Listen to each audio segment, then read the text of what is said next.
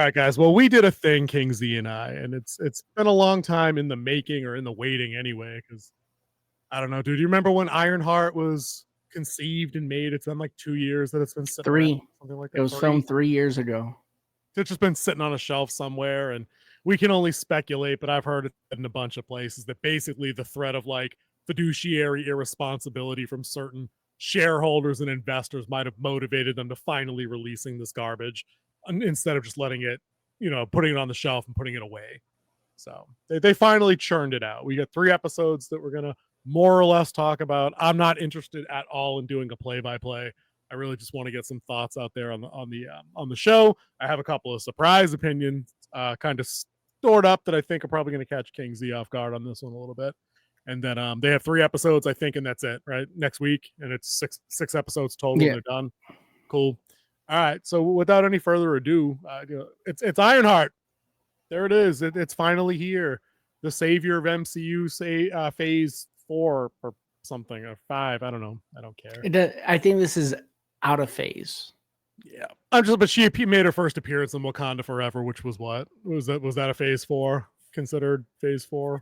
I think that was the end of phase 4. Yeah. So she showed up there. I haven't seen it. I don't care. I'm not going back to watch it. That's the other thing. Like I'm overdoing homework to check out Disney Plus series that'll only ever work the other way around for me. Like I'll do a little homework to see a movie, that I'm interested in seeing, but I'm never going to go down the hit list to watch movies and shows for one of these D Plus shows. It's never happening. So this is a complete brand new experience for me going into Ironheart, other than what I've heard about the character in print, because I've never bought one of her books, total disclosure. I saw the artwork, I saw some of the cover work, and I said, not for me. It's just not. Doesn't look like anything I'd be interested in reading.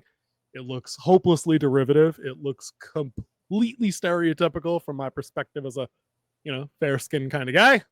And I think a lot of that crossed over into the show, unfortunately, especially through the first episode and the setup. Give me some ground level thoughts and we'll get into some specifics. Overall, I didn't know what to expect going in. For some reason, I kept thinking it was Pepper Potts' suit that she had when they said Ironheart.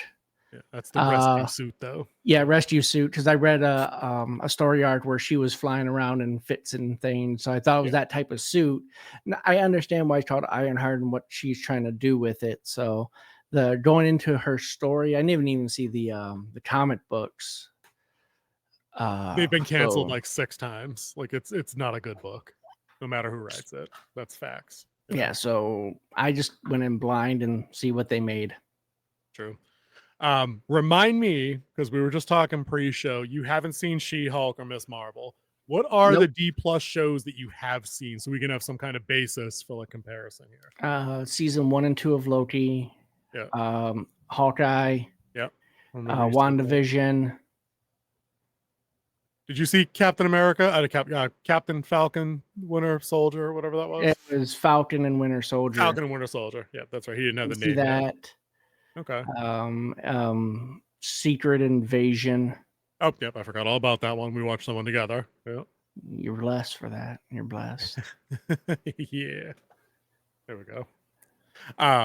See, you didn't see Ms. Marvel and She-Hulk, and I was lamenting that it would have been nice if you had, because I'd love to get I'd love to stack where this show lands amongst those two, because I think it suffers from a lot of the same I don't know, preconceived issues that people are going to have with the show in terms of like the girl boss stuff.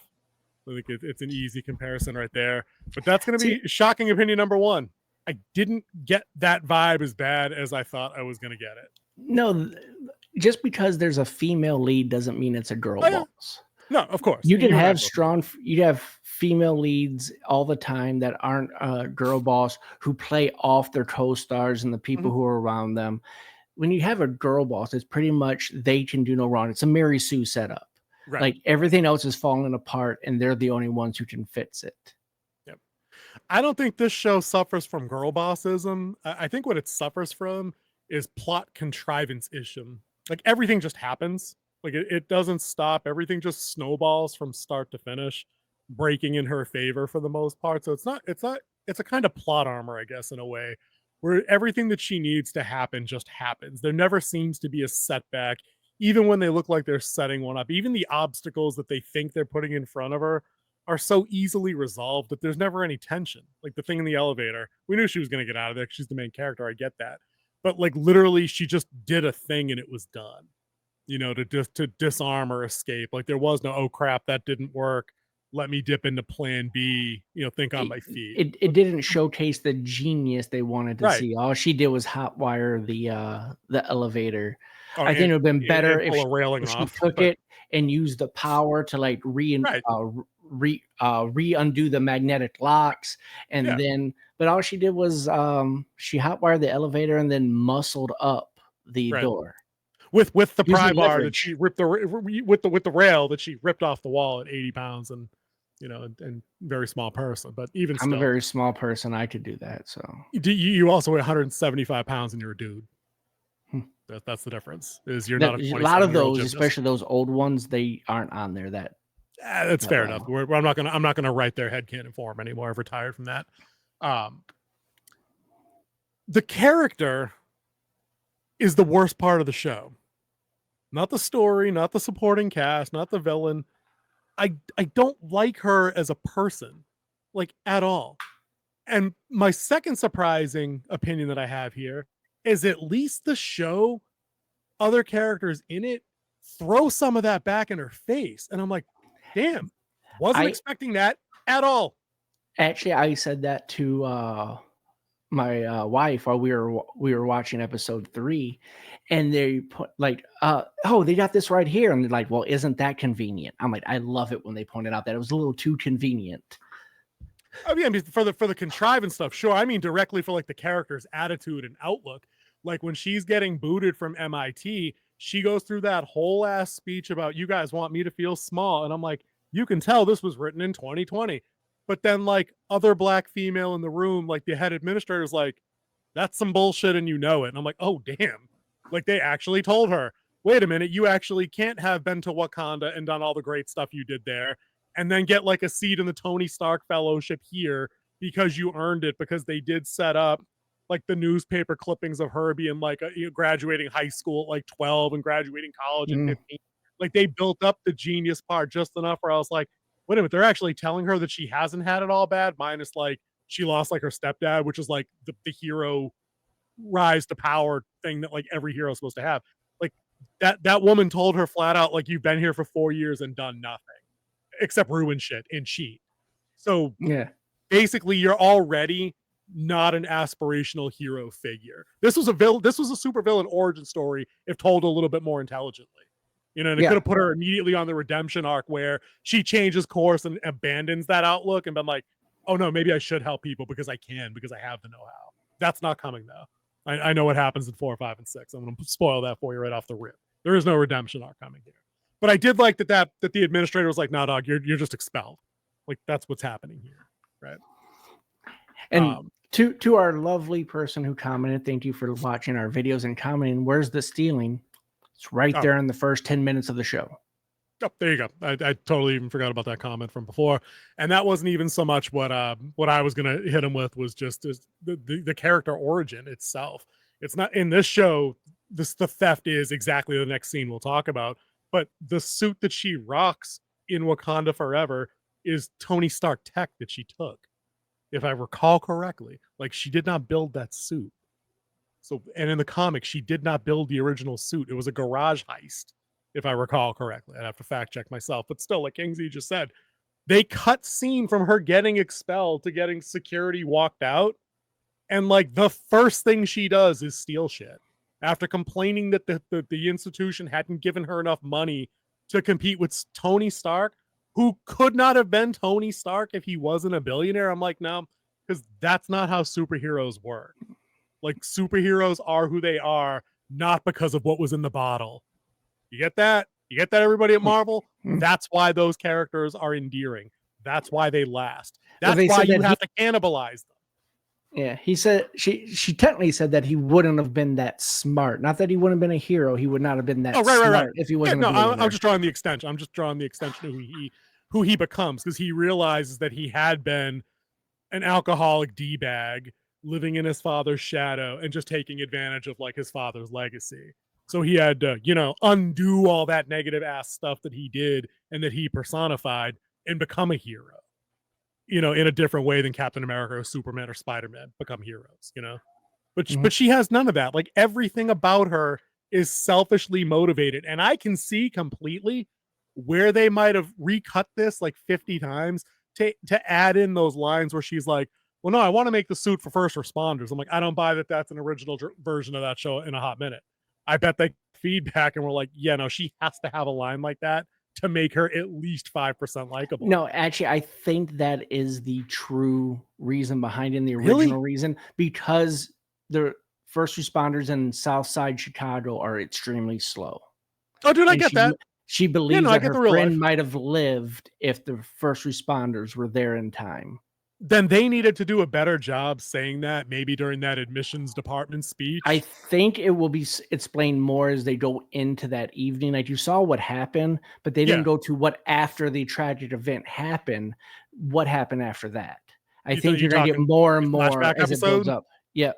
Not a full flashback, like a flashback segment. Kind of like the panic attack in episode 3 and the panic attack the AI had in episode 2. Yeah, about that. Anyway. But in that scene where she steals her armor that she built by the university, and Parody didn't see her contract that she signed, that anything that you build at the university actually belongs to the university. Thank you. No matter whose grant money it is, the grant is granted to the university and then put into an account for you to use. It is never given to a person or individual or group. Ever. I'm glad you pointed that out because, of course, they had to work in the scene where the 2 white security guards. By the way, shout out to my friend Jonathan Cook. He was one of the security guards. Hey, good work, dude. Good cash the check. Yeah, he had the one who had the speaking lines. Even better, cash the bigger check. Good for you. Sorry you were in this dumpster fire, but I'm glad you're working. That's awesome. Do love that. You of course you get the activist students that are also there on the grant talking about she built that with her own money, like exactly like King just said. That's not how grants work at all. It's not your money, and in fact, any discoveries you make, if you get those patented at all, like the university still owns the majority percentage of that patent. So even if she successfully created the jetpack, the iron suit, the arc reactor of her own, whatever it is she was going to do, that was never going to be hers. Yeah, she's not using an arc reactor because they. No, I mean, like I'm saying if she did. I'm just saying I was thinking of a doodad that she built. If she built a better mechanical pencil, it wouldn't have mattered. I'm glad they didn't do that arc where she had to steal an arc reactor to make her suit power. I did like that they didn't use that arc. Like you said, that was in the comic book. Yeah. What I didn't like about that is then they go on to tell me how it's solar powered and wind powered, but in the second episode she tells people it's at home charging in her closet. That's because she doesn't want to tell them that it's not working. She's looking for that payday. I don't know. Would you just say I'm working on it? You don't say that dumb shit. But then I don't know how you fly it like a kite to charge it, because ostensibly wouldn't it need power on to fly while you're flying it like a kite at night? Unless it has some type of wing to cut out the drag. It did in the scene they showed it. It did have some kind of apparatus behind it, but it's an iron suit, dude. It's not a kite. It's not a rattan fighting kite. I don't like it. It's dumb. I don't like that kind of stuff. You can play fast and loose with some of the tech, and I can get that, like an iron suit. Like I get that, but like I have to get off the ship when they start playing with the physics. Like at one point, the AI, for whatever reason, her face appears in the iron helmet when she's wearing it, and I'm like, I don't get how that would work, but okay. It sits down in a chair in her bedroom. Yep, saw that regular chair, and I'm like, I mean, the iron suit weighs like 1,200 pounds or whatever it weighs. Like, I don't buy it. And then there's the other part where she throws it on the top of Joe's car. And I'm like, okay, I guess. I mean, if I stood on top of your car, it ain't going to go well for the top of your car. But they just put it, how'd they get it up there? How'd they get the two of them just lifted it, got it on top of the Subaru Outback? I mean, she did pull it around in a wagon. I know. with a Chicago, with a, Chicago, right? Yeah, it was a Chicago Cubs flag that she stole from a white guy on the subway. Yeah, this chick just steals shit every which way, right? And then the entire arc for the entire plot for episode 3 is she's got to steal a piece of this dude's cloak. I'm like, stop stealing shit. Do something that don't involve stealing shit, please. can't Let's stop. talk about the hood. Let's talk the location or the guy. The guy. Okay, well, can we not? Can we not? Can we not talk about Hamilton? I just can't. It's stupid, dude. It's just dumb. It's, you know what this is? This whole show. We have to go back and cross check. Like, how many people wrote for this show that wrote for that Robin Hood show from like a couple of years ago with like the female Robin Hood, where like they got together to like steal from rich people in the hood at the corner of Shorewood and Forest Streets. Remember that? It's like 2 years old. Vaguely. Yeah, I don't remember really that. Vaguely. Yeah. It was a thing. It was a Canadian show. I don't even remember. It broadcast here. I don't think it was on the CW. I can't remember where it was. But it's the same thing. It's like they're legitimately a group of criminals. They hint that they're ripping off white people or rich people or both because they're doing because they're bad. But you don't ever really see the bad. Like what's the bad? The one lady made an underground tunnel system in shit that already existed. They have a throwaway line that says they're destroying neighborhoods. How? Where? When? Like, how did that happen? They hired people to do a job. They get security guards they hired, which these people have no compunctions against hurting, by the way. As if black people don't have security guard jobs, which is weird, right? And the dude growing the food, they had the throwaway line that said they're putting local farms out of business. Local farms? Chicago? All right, I mean, cool. But you think we're solving the world food problems by not having giant ass like biotech firms figure out how to grow better corn? We are. So that's how it's going to work. That one is the way that they're doing it is kind of like what Masano does, and Masano is buying up. Yeah, so they will have their farm, a Masano farm, and they have copyrighted seeds. Oh yeah. No, I get that part. They plant it towards the edge of another land that they want to buy. Yeah. And then when the wind blows and like how seeds spread and then it starts growing over there, they sue them for having their copyrighted seeds and not paying for them. And then they take their farm. Okay, fine. None of that happened in the show because these guys were operating a greenhouse in the ocean or on Lake Superior or whatever fucking Great Lake it was. Michigan. Wherever Lake Michigan. Thank you. So again, they want me to throw in with this crew like they're a bunch of fucking heroes. But they do nothing heroic, like nothing, right? And that makes it hard for me to rally around the star of the show, who's joining the group, not because like her mom's about to lose her house, not because like her best friend is like on life support from being involved in the shooting a year ago or whatever. She's dead. Well, mostly dead. Mostly dead. I did the thing.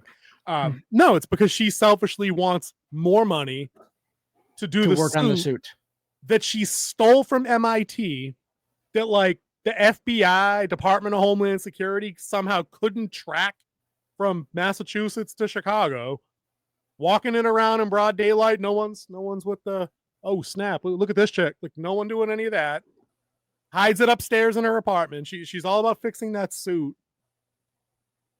And that's it. Like that's the drive. That's some Dr. Doom shit right there. Is bad stuff happened to me. Now I can do whatever I want to justify the goals that I have. Like her goals, it opens up her to, which we find out in episode 3, to blackmail. Right. Which is the even better part, is her first interaction with any new person is exploitation. Right. And then of course it comes back to bite her, but in a friendly way. Also, that character is insufferable. I don't like Joe. I did like when he went over there and cut up her flowers.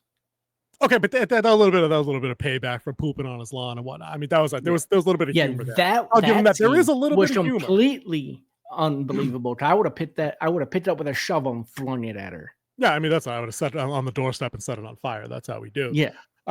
I'll say this, unexpected opinion number 3. There were actually a couple of funny beats, especially with Natalie, with the best friend. She did have, and I can't remember them off the top of my head. I didn't write them down. She had a couple of like typical Marvel comebacks, but they didn't undercut anything emotional. And I was like, oh, that was actually a pretty funny piece of dialogue. I got like, the mini chuckle, and I was like, okay. So they're not completely inept at writing these characters because the Natalie character is good. Her mom's a decent character. Yeah, I like her mom. When you get deeper in her not boyfriend, I need a little bit more out of him. But he doesn't He's not a stereotype. Like he's Which not I think rubbing that's nails on a Natalie's chalkboard. brother too. Yes. It was her best friend that died. Her brother survived. That's Xavier, her best friend now, and her stepfather Gary, who her mom was obviously seeing. Those were the victims in the drive-by. So he's an okay character. I liked how he actually gave her a mixtape. It was actually a cassette tape with a Walkman that had Natalie's voice on it that instigated the panic attack.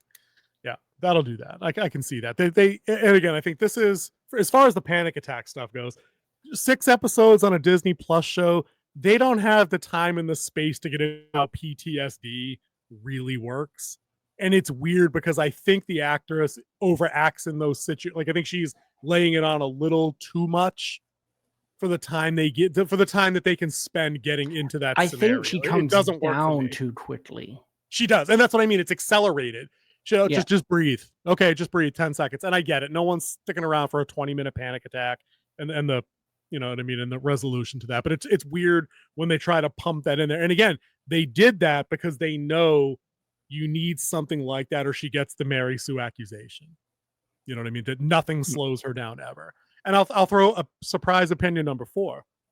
I like the fact that dude, how much of episode 3 did you see before I say that? About halfway.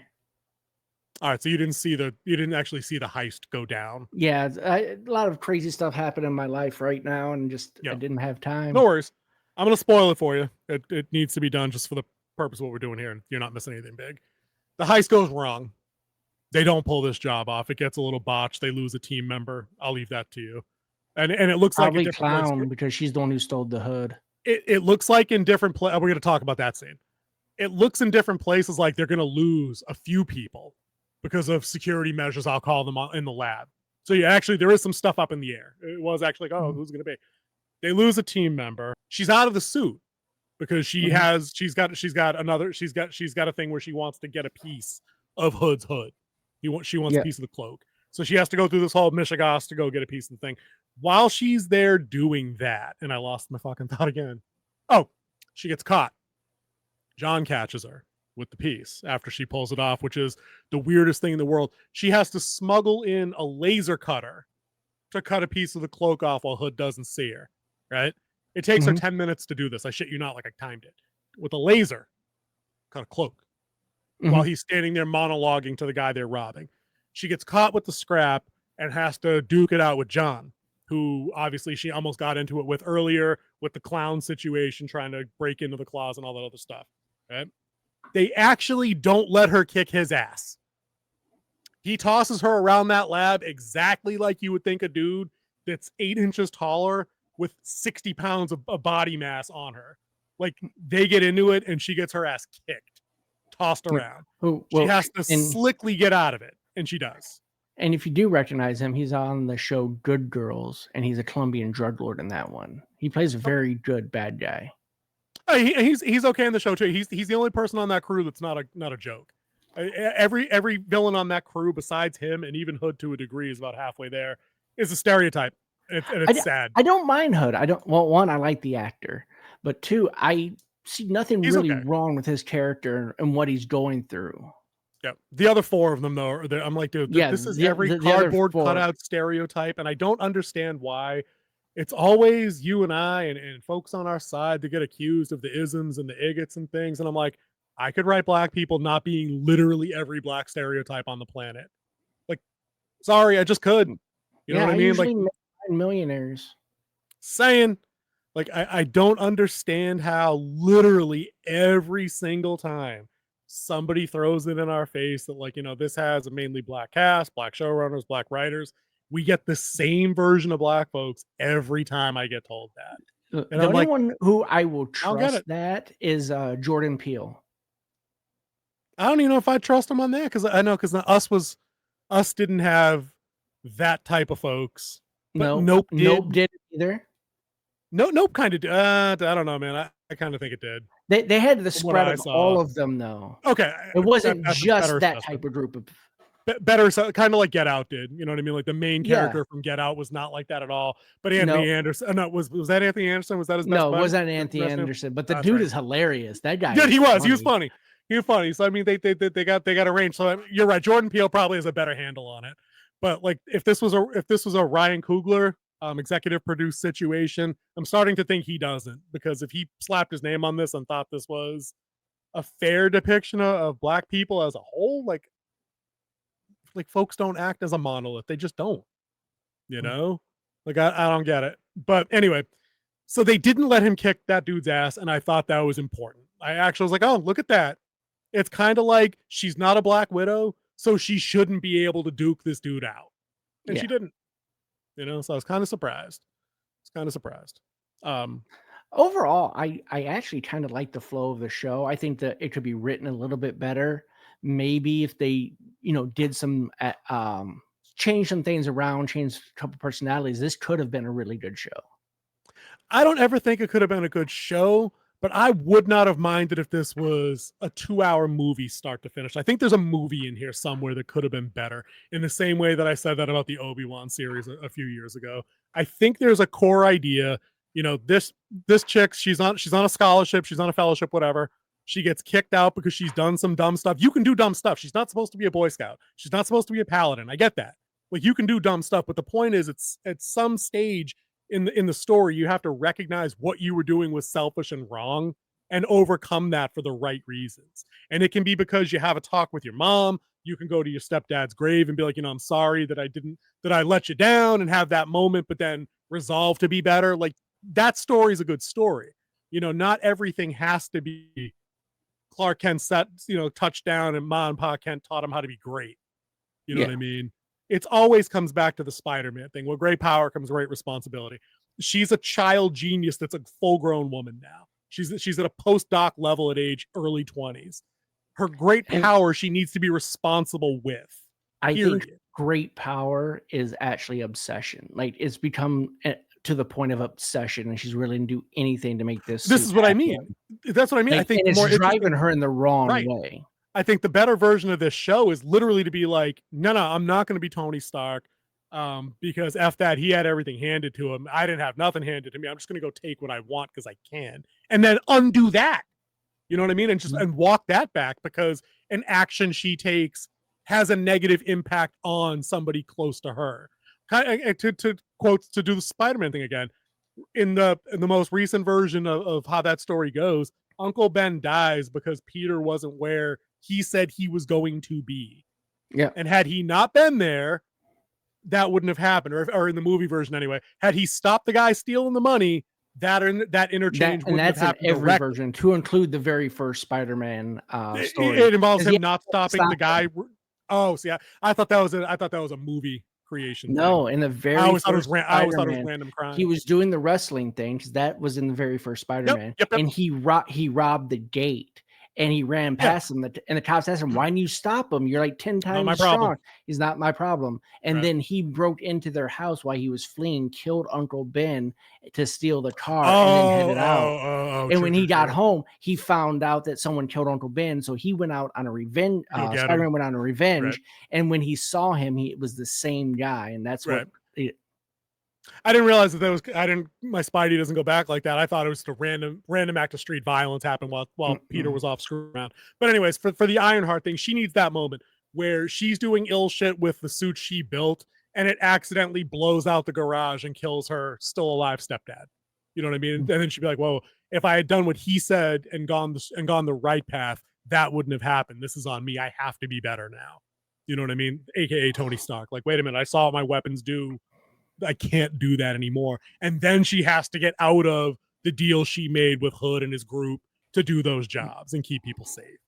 But we're not getting that here. Like, this version of the story here somehow is going to be her trying to avoid them now, but never taking accountability that she stole a multi-million-dollar piece of equipment from MIT, that she cheated and fraudulently assisted other students. Like, they flat out told, like, no, we have a strict anti-plagiarism policy, and you've sold shit for pocket money while you're on a multi-million-dollar grant at MIT. Like, it's just so horribly unbelievable. Every time she tries to play the little dog in the fight thing, I'm like, you had your mom, you had friends and family, you went to Wakanda, you got the MIT thing. You're not on the street. You're not Mickey Rourke from Iron Man 2 literally building shit in the garage that you're like homeless in. Like, stop it.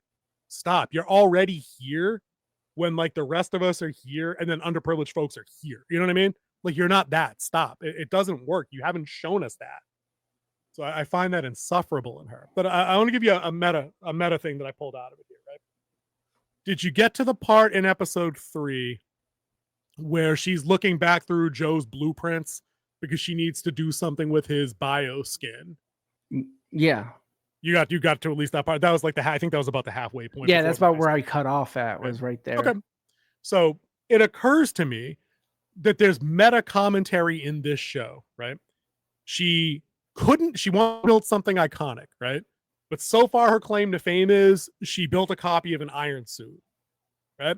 Now fast forward, she has an objective, and to complete the objective, she needs to take somebody else's blueprint for the biomesh skin and copy that.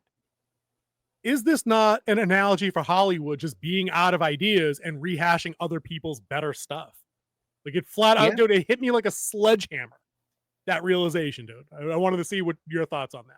I didn't even look at it that way because, yeah, it's pretty much what Disney does with most of its stories now. It's just rehashing other stories. You can go through and just name them off. Like, oh, that's this story just told with superheroes. Oh, it's this story just told in Star Wars. Oh, it's just this story made animated.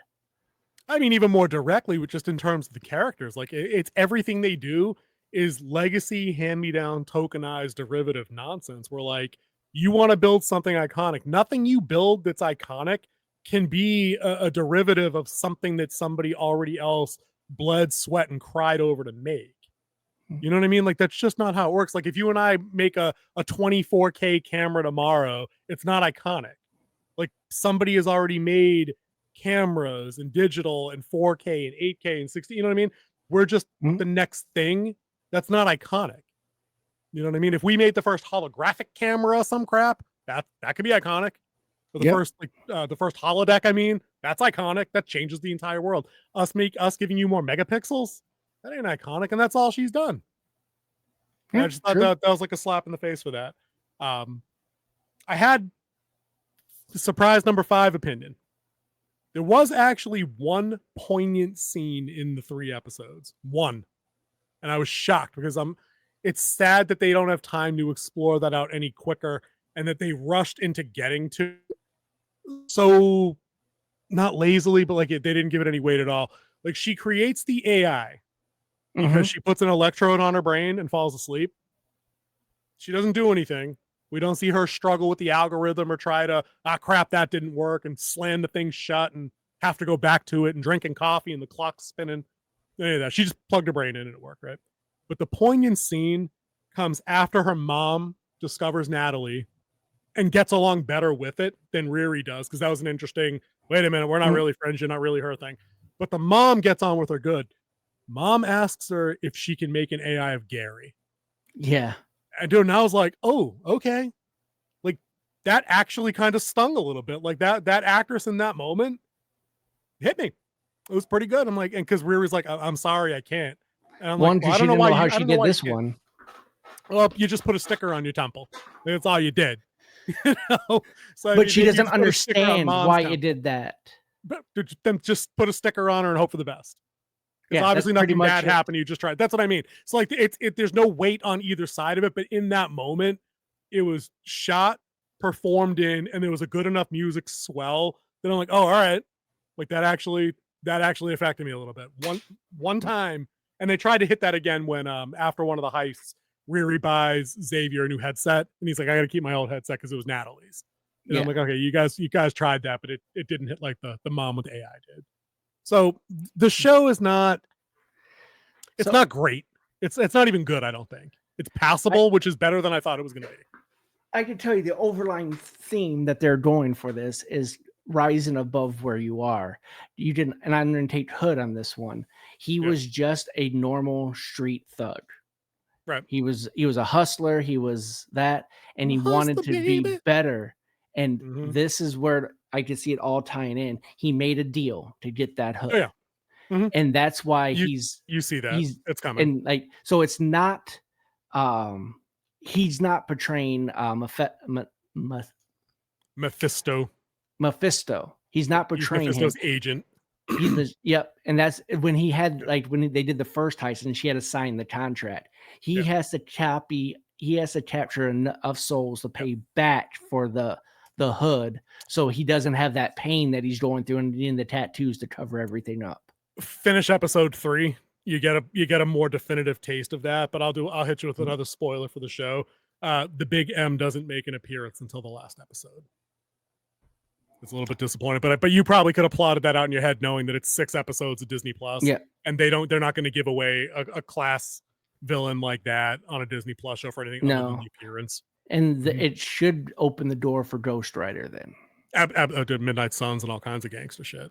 Yeah, that'd be great. Which they put Midnight Suns back on the production list. Did they? Yep. Cool. I mean, good for them. I have a couple of other random kind of aside notes here. I like that when Riri and Natalie were having a discussion about Hood.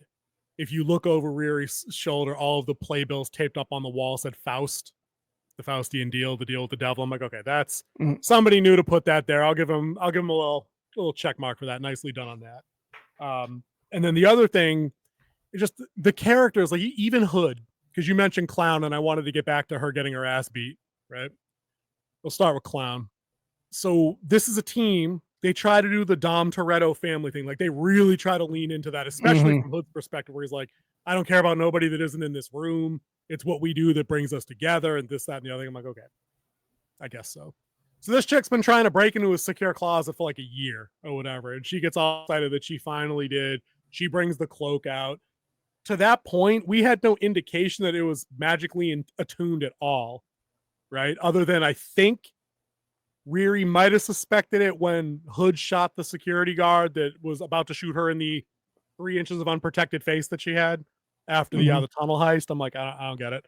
But like, he's in that scene. He fires, the bullet comes over her shoulder and then curves Wanted style to only wound the security guard. I'm like, well, if it fired from behind her, how did she know that the bullet curved? I don't know, whatever. Right. Clown comes down wearing the cloak. Everybody's like, whoa, what are you doing? And Riri's like, oh my God, what's going on? And Clown says, oh, it feels weird. And she's like, and then Clown says, like at the metaphysical edge of reality, weird. I'm like, okay, that line sucks. But that's not even my good. You just like to burn shit. You're like the weird arsonist dude from Dead Presidents. Like that's it. You're really good at burning shit, but you're kind of psycho, right? So John comes in, catches her with the cloak, and they get into a bit of a scrap, and he straight up dunks her head on the table. And I'm like, all right, this is how that would happen. They didn't have anybody else in the room try to kick his ass, which is fine because it's a room full of women anyway. But later in the scene, when they're talking about the next heist to come, there's a setup line. I can't remember what it was, but then Clown's like, oh, yeah, maybe if I don't see myself, it's because your boy just smashed my head into a desk and hasn't apologized yet. And I'll be like, why didn't this dude just turn around and be like, this chick broke into your closet? I ain't apologizing for shit. And it's kind of like a recurring theme with young folks on this show. Nobody wants to be accountable for any of the illegal shit they do. And they're always playing victim. Always. Like every fucking time somebody gets bagged doing something, it's not their fault. And Parker Hood has some of that same shit later on in episode 3, where he gives another good throwback in Riri's face. Like, you can say you're doing the right things, but what you do is criminal. I'm like, oh shit. Like the bad guy's telling you you're one of us. But I'm like, but even he doesn't think he's accountable, which is wild to me, given how episode 3 wraps up. And you have to go back and watch it. They cross a violence threshold. You'll see it, you know? But yeah, it's, as a show, it's not, I'll say this. It's not as bad as She-Hulk, because at least this has something of a coherent narrative. There's a chick, she's got the iron suit, she's involved in heists to get money to do iron suit stuff. That's it. That's the arc, and now she's got to survive that world. Yeah. She-Hulk was a mess. Nothing made sense. No rhyme, no reason, no nada, right? Ms. Marvel was a smaller scale kind of story that didn't appeal to me as like a grown adult male when it was very much a show for high school chicks. But at least that stuff had actual wholesome family related stuff. Her parents loved her. They were overprotective. Her sibling, she had a rivalry with, but he didn't see it back because he was in his own world doing his own thing. You know, she had a crush on a boy in a high school. It was normal. That all worked. This show, it flies in between She-Hulk and Ms. Marvel for me, for point of reference, for anybody else listening that might have seen those other shows. So it's insufferable because of some of the politics that are involved, but it's not as a straight ball washing as I thought it was going to be. People actually call her on her bullshit. It just seems like it doesn't matter, though, that she's catching criticism from her best friend, her boss, the MIT folks. You know, surprise Avengers cameo incoming at some point where somebody's like, oh, you want to be an Avenger? I guess so. But, you know, maybe you should stop robbing shit. I don't know. But. All right. With that said, oh, whoops, did I hit another button? Sorry. Kind of killed it, but there you go. Oh, I forgot all about that. First 3 episodes. Dude, honestly, I was coming and thinking this was going to be an easy 2 or 3. Like, almost as better than Secret Invasion, which I would call a 2 or a 3, but I can't go higher than 4 because of everything wrong with the main character. Like, I like a good heist show. Like, this should work, but she just doesn't seem to give a shit about any of the damage she does, the lives that she impacts negatively. And I can't buy into that. It like, the show keeps reminding you that she's a genius, but they seem to use the word genius interchangeably with hero. Like, or that's what they want you to take in thematically as the audience. And it doesn't work that way. Dr. Doom's an evil genius. You know what I mean? Lex Luthor, evil genius. Like, it just because you're super smart doesn't make you a good person. And I think they've lost track of that. I think this is further proof that they don't know how to write heroes, but I'll say this. I think it's additional evidence in its own weird way that they know the other stuff that's come recently from them is ineffective with audiences. And that's why they're having at least some people tell this main character what she's up to is not the right play, like the admissions lady or the dean or whatever she was, the chancellor, I don't know, the president. So I don't think they're going for hero. I think they're going for anti-hero because anti-hero blends with the Disney mind frame. Remember, Gray Jedi, Deadpool is real popular, who's an anti-hero. So I think that's what they were going for, is the anti-hero type art. For that, it gets a 5 dry rub. So we're right around the same area with it. I mean, I actually kind of enjoyed watching. I am looking forward to see how they would wrap it up and how they're going to tie everything together. So that's why I was running with a 5, because it does have my interest. It's not 2 or 3 where I would not where I just don't care. And I wouldn't drop it down to Secret Invasion, which is down there in that 0-1, where it's like I'd rather eat, I'd rather eat whale blubber than So let me ask you one question before we go, because this is more of like an observational, like literal visual thing. A lot of people coming out on the early reviews of this show said it looked horrible. To me, the CG didn't look any better or worse than anything I've seen in a Marvel show. Yeah, no, not that that's saying that any of it's all good. Actually, I think the reason why is that it actually blends right, so it looks wrong for Marvel. It actually blends right with a good color correction. There was only one scene that I thought looked out of place with the iron suit itself, and it was one of those nighttime scenes. I think you might not have seen it. You must not have, because it's the one where I said that she's charging it by having its like wing flaps. It's tethered like a kite. It's up there at night or whatever. She's talking to the AI that's being projected down, and when the suit comes down, it literally looks like somebody copied and pasted an After Effect like onto a background. Like it's not settled right. It doesn't look like it's got 3 dimensions to it or any kind of weight. But I mean, like the flying, it looks the same to me. That the hologram in the face mask looks the same. Like when she takes up and twists and turns around and dipsy doos, I don't think that looks any better or worse than anything I've seen. So I didn't really see any of that. But I know people are coming down on that hard. I mean, maybe just because I'm legally blind. I don't know. Possibility. Could be. You know, but somebody told you to clean your glasses the other day. I was wondering if maybe you seen it or not. But all right, that's Ironheart episodes 1 through 3. I'm shocked. I'm on board to watch 3 more. It's not as over the top insufferable as She-Hulk was. So I guess color me surprised. If she actually gets on a redemption arc and makes some kind of amends, I think it was better. I don't buy the anti-hero thing as much as King Z was just talking about. I know what you're saying, but I don't think that's their intention, because I don't think they could consciously do that either. I think they just end up here because they don't know how to write aspirational hero types. But we'll watch 3 more of these things next week, and then it's over. And then we'll get into real Marvel stuff next month. in July with Yep. Fantastic Four. And yeah, Kingsley, get us out of here because we have to talk about what's next. All right. So remember, we do have our first ever retro watch up. It is Lost Boys from 1987. Go ahead and give that a look. Of course, we're here every weekday, every Wednesday, 9 to 10. Every day. Slow down. Yeah, not yet. Not yet. We can't quit our job and do this full time yet, but some of us don't have to. And some of us just sit in AC and wonder what he chose his life. Some of us can't drive to work, though. Yeah, we got some. We have some issues here in the den, but we're working on them anyway. Yeah, and well, life happens. But anyways, thanks for coming and join us, watching this review, and go ahead and leave us a comment on what you thought on the show. Other than that, well, see ya.